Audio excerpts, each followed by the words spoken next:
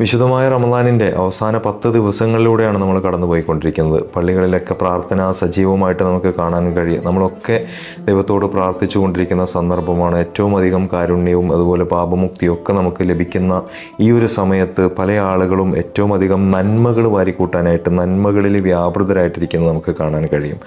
അതായത് സാമ്പത്തിക വിശുദ്ധി നേടുന്ന സക്കാത്ത് എന്ന് പറയുന്ന പുണ്യപ്രവൃത്തി എപ്പോഴും ഈ അവസാന 10 ദിവസങ്ങളിലൂടെ അത് ചെയ്തു തീർക്കാനും അതിലൂടെ കൂടുതൽ ദൈവപ്രീതി നന്മ ഉണ്ടാക്കിയെടുക്കാനും ആളുകൾ മത്സരിക്കുന്നത് നമുക്ക് കാണാൻ കഴിയും. ഞാൻ പറഞ്ഞു വരുന്നത് നമുക്ക് ഈ അർത്ഥത്തിൽ സക്കാത്ത് നൽകുന്നതിന് വേണ്ടിയിട്ട്, അതല്ലെങ്കിൽ നമുക്ക് ആളുകൾക്ക് നമ്മുടെ സമ്പാദ്യത്തിൽ നിന്ന് നമുക്ക് ചാരിറ്റി നൽകുന്നതിന് വേണ്ടി നമ്മുടെ സമ്പാദ്യത്തെ നമ്മൾ കൃത്യമായി അളന്ന് തിട്ടപ്പെടുത്താറുണ്ടോ? നമ്മുടെ വരുമാനത്തെ നമ്മൾ എഴുതി വയ്ക്കാറുണ്ടോ? നമ്മുടെ ചെലവുകൾ നമ്മൾ എഴുതി വയ്ക്കാറുണ്ടോ? ഈ ഒരു ശീലം നമ്മൾ നിർബന്ധമായിട്ടും പാലിക്കുക എന്നുള്ളത് നിങ്ങളെ ശ്രദ്ധിച്ചു നോക്കൂ. നിങ്ങളോട് എന്തുകൊണ്ടാണ് 2.5% എന്ന് പറയുമ്പോൾ നമുക്ക് എത്ര കൃത്യമായിട്ട് കൊടുക്കാൻ കഴിയുന്നത്?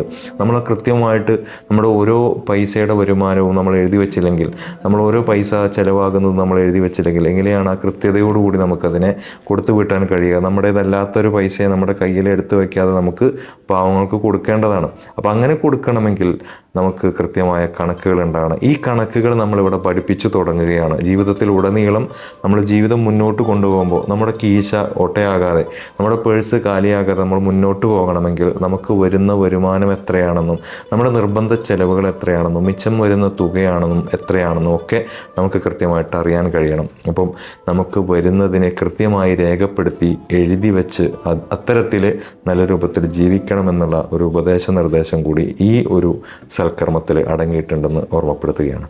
Thanks for watching.